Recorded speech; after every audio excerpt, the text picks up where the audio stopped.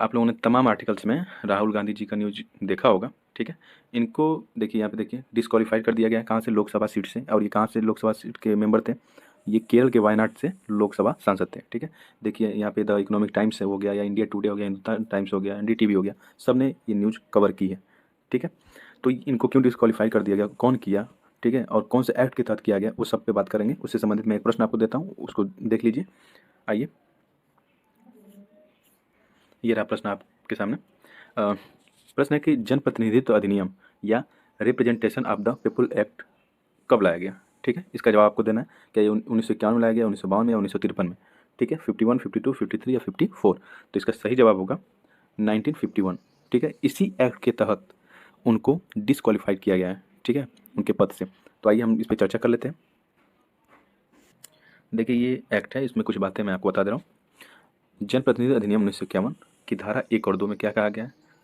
हालांकि इस धारा के तहत नहीं, धारा कोई अलग है, मैं वो भी बताऊंगा, पहले इसको देख लेते हैं।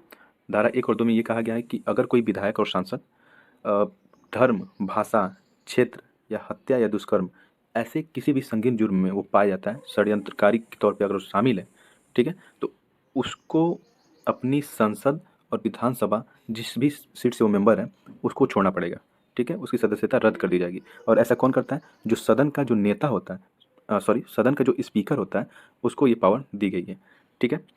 तो हाल ही में राहुल गांधी जी के साथ भी ऐसा हुआ।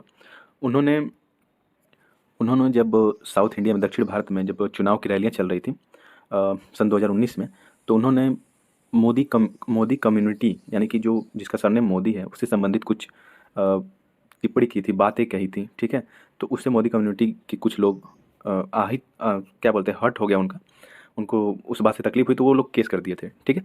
केस कर दिए थे कहाँ पे, सूरत, गुजरात में जो सूरत पड़ता है, सूरत में उन्होंने एक कोर्ट में, लोअर कोई कोर्ट थी, वहाँ पे केस कर दिया। और तब से वो केस चल रहा था अभी तक। अब उसका वर्डिक्ट अब जाके आया है, और उस कोर्ट ने क्या किया है कि 2 साल की सज़ा राहुल गांधी को सुना दी है, ठीक है, उस मामले को लेकर।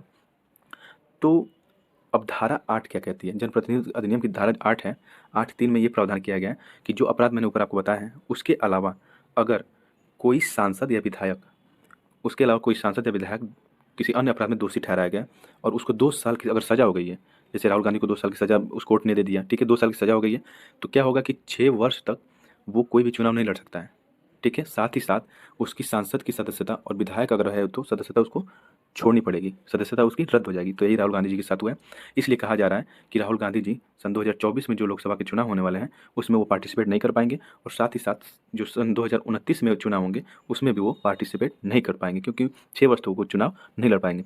हालांकि अगर इसमें ये भी है कि अगर जो निचली अदालत फैसला दी है, जो निचली अदालत फैसला दी है, अगर उसको ऊपरी अदालत यानी कि हाई कोर्ट हो गया, सुप्रीम कोर्ट हो गई, वो इस फैसले को पलट देती है, तो उनकी सदस्यता बच जाएगी, ठीक है।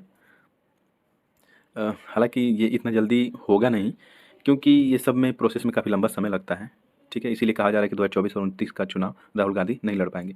हमारे काम की बात तो यही है कि आप जनप्रतिनिधित्व अधिनियम को याद रखें, और उससे जुड़े कुछ आर्टिकल हैं, जैसे कि 102, ठीक है, 102 आर्टिकल चर्चा में था इसी चीज़ को लेकर। उसमें भी सदस्यता रद्द करने की जो कार्ड बताया गया है, उनको भी आप ध्यान रखिएगा, ठीक है। जैसे कि ये 1021 हो गया, एक है 1911, ठीक है। इसके इनके अनुसार भी संसद या विधानसभा के कोई सदस्य लाभ के किसी पद को लेता है या दिमागी रूप से अस्वस्थ होता है या दिवालिया या फिर वैध भारतीय नागरिक नहीं होता, उसकी सदस्यता रद्द कर दी जाती है। इस आर्टिकल को भी आप याद रखेंगे, और साथ ही साथ आप लोग इस प्रश्न को भी याद रखेंगे, जनप्रतिनिधि अधिनियम कब लाया गया, 1951 में, ठीक है। इसके तहत 2 वर्ष की अगर किसी को सजा हुई है 2 वर्ष की, तो उसकी सदस्यता तो रद्द होती है, साथ ही साथ वो 6 वर्ष तक चुनाव नहीं लड़ सकता, ठीक है। Thank you. वीडियो कैसा लगा कमेंट बॉक्स में लिख के ज़रूर बताएं, और इससे जो जुड़ी अपडेट आएंगी मैं और भी उसको अपडेट को देता रहूँगा। और ये मामला इतना जल्दी शांत नहीं होने वाला है, तो इस पर आप भी नज़र बनाए रखिएगा, क्योंकि ये डेमोक्रेसी का सवाल है, लोकतंत्र का सवाल है। इस पर